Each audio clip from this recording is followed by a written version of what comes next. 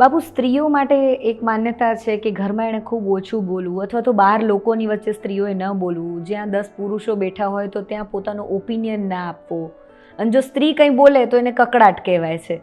તો સ્ત્રીએ બોલવું જોઈએ, ન બોલવું જોઈએ, અને બોલવું તો કેવું જોઈએ? સ્ત્રીઓ સારું બોલી શકે છે, એવું નથી કે સ્ત્રીઓ નથી બોલી શકતી, પણ પહેલેથી જ આપણા પુરુષ પ્રધાન દેશમાં સ્ત્રીઓને દબાયેલી રાખવામાં આવે. એટલે જે બહેનોને બોલવું છે એ બહેનોએ બોલવાનું તો ખરું, પણ બોલતી વખતે એ ધ્યાન રાખવું જરૂરી છે કે એના બોલ્યા પછી કયા પ્રકારના રિએક્શન આવશે.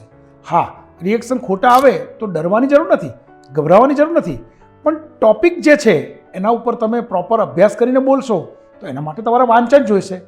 તો જે બહેનો ફ્રી પડે છે, કદાચ માનો કે કાર્ય પછી એના પોતાના ઘરનું કામ કર્યા પછી કે બાળકોને ભણાવ્યા પછી એમની પાસે ટાઈમ છે, એવા વિડીયો સાંભળો, એવા મોટિવેશનલ સ્પીકરોને સાંભળો કે જેનાથી તમને કંઈક જાણવા મળે, તમે કંઈક પીરસી શકો. તો સ્ત્રીઓમાં ક્યાંય એવું નહીં સમજવાનું કે એ બોલે છે એટલે કકળાટ કરે છે. ઓન ધ કોન્ટ્રી, હું તો એવું કહું છું કે હું ઘણા બધા બહેનોને જાણું છું, એ બહેનો જો સ્ટેજ ઉપર આવીને બોલવા મળે ને સાહેબ, તો તમને એમ લાગે કે ઓડિયન્સ એકદમ શાંત થઈ જાય અને સાંભળે જ રાખે. તમે કથાકારોની વાત કરો તો કોઈ બહુ ઓછા બહેનો કથાકારો હશે, પણ તમે જેટલા બહેનોને હું કથાકાર તરીકે ઓળખું છું એ બહેનોની પાસે ખૂબ જ્ઞાન છે, ખૂબ સારી રીતે પીરસી શકે છે.